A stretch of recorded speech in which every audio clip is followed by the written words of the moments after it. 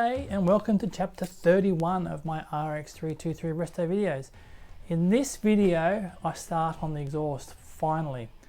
A few trials and tribulations, so just bear with me. I've never done this before, so I'm learning as I go. Yeah, a bit of trial and error, a few mistakes, and I'll break this up into two videos because I'll just try and make it a little bit shorter so it's not so boring for you. So I hope you enjoy it. So just some of my tools that I'm using during this job of doing the exhaust. So I've got my MIG welder, a good angle grinder is what you need, and you need a drop saw. A drop saw is pretty important, just mainly to get all those nice straight cuts. Plus also if you need to change angles on cuts and stuff like that when you're cutting the pipes, it's so much easier than just trying to cut it with an angle grinder. This saw was like, it was cheap as. It's cheap. I'm only going to use it a few times, so I didn't want to invest in a big expensive one. So yeah, it does the job, as you'll see. Trusty file, magnets, you can't do this job without magnets. Grinding bits, cutting bits, templates, exhaust flanges. All right, let's get stuck into it. So this is the exhaust manifold that I had just to start the car and get it running. It's made up of 4 separate flange plates. So it's for the rotor housing, the RX8 end plates, and they're mirrored on this side as well. So it's a steam pipe configuration it is. I'm going to change this up now, and I'll start replacing everything basically. So from all the way from the flange plate all the way to the exhaust tip. So the first thing I'm going to need is a flange plate. Alright, so with the flange plate there was a couple of options that I had. Actually there wasn't that many options I had. I tried a few different places to see if I could get some made up. I had the help of my dad who helped me out with some drawings like this. So that CAD drawing I was gonna send that to a laser cutter and see if I could get it cut out. But just in the current climate it was quite difficult to get anyone to actually answer any emails or any phone calls.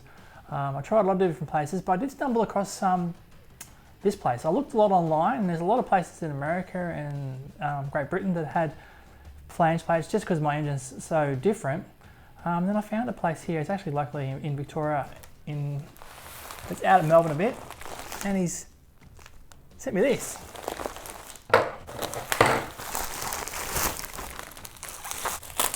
It's well packaged.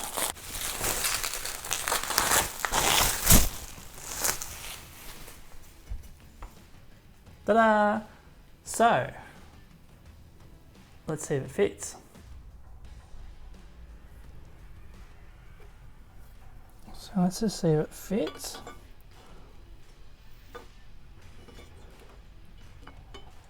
Oh yeah.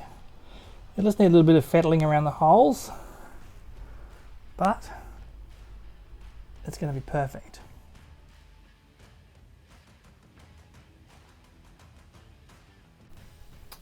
This is 10mm plate, it's mild steel.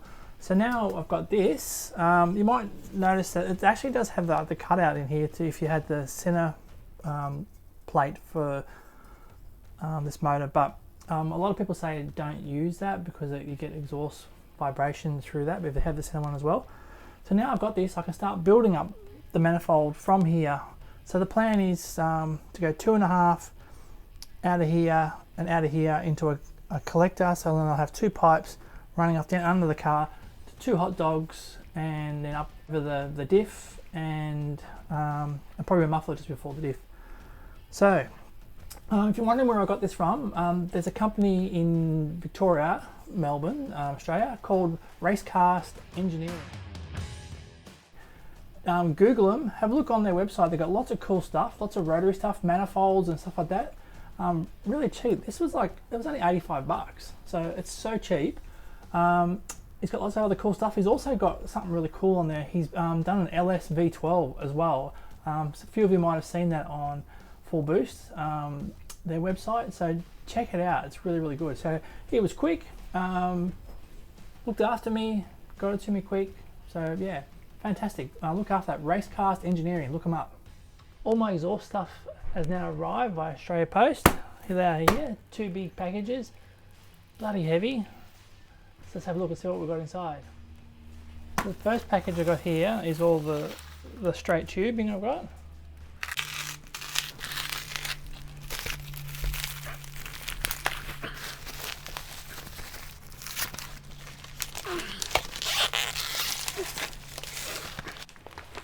And some mild steel normal pipe and some steam pipe.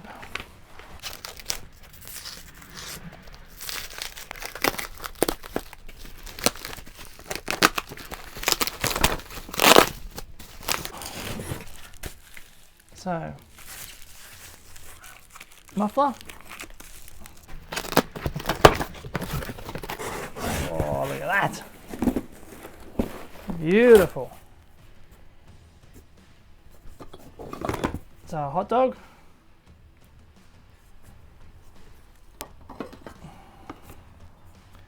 And all my steam pipes. So I got 45 degree and 90 degrees. And some collectors.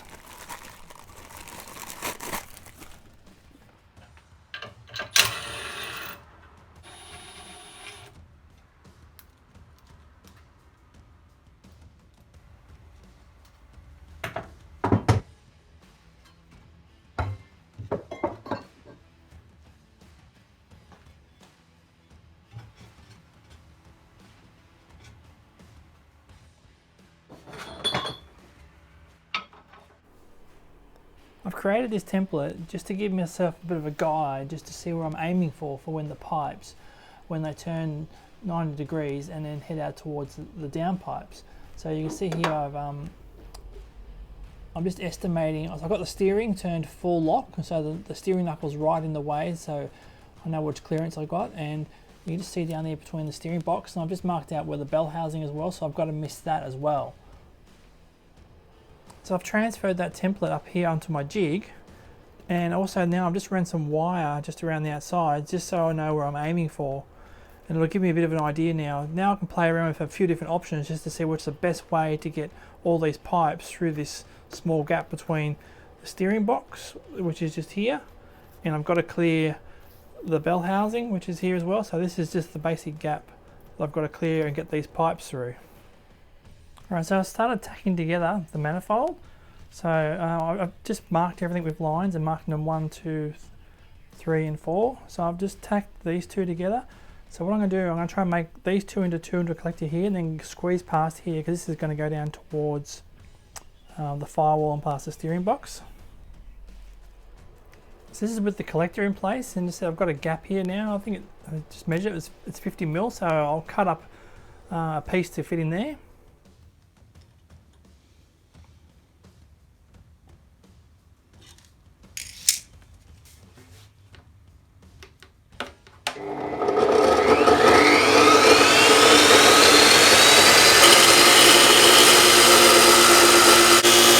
So this is the piece I just cut in, and you can see I've beveled all the edges.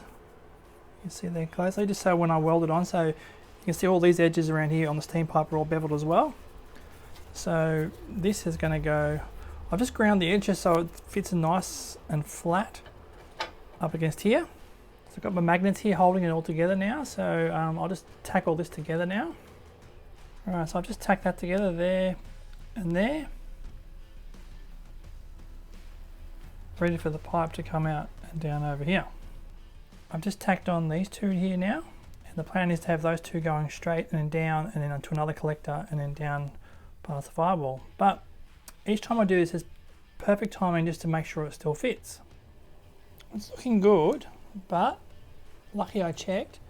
There's going to be a clearance issue with that pipe there. It's going to hit the bell housing, so I need to just clock that one over a bit so it can make it past here. So it needs to be sit there like that. Although there will be a gasket on there, but still it needs to come over a 15 so I can go between the gearbox and the bell housing. So here you can see the clearance issues that I've got underneath. So that's the front rotor there, it's into the collector. So it's got to make it past here and then past the steering box. And that's the one of the rotors, and the next one's going to come out here and down through here, down into the collector. So I've marked there, and it's going to go on there, and that'll fit there perfectly. So I've tacked on this collector. I've just tacked it just there and just there. I've still got to join this section just here, and then I'll run pipes down here and down here down to the 2 flanges underneath the car. I think I'll leave it there for this episode, and I'll see you in the next one. Thanks for watching. Bye now.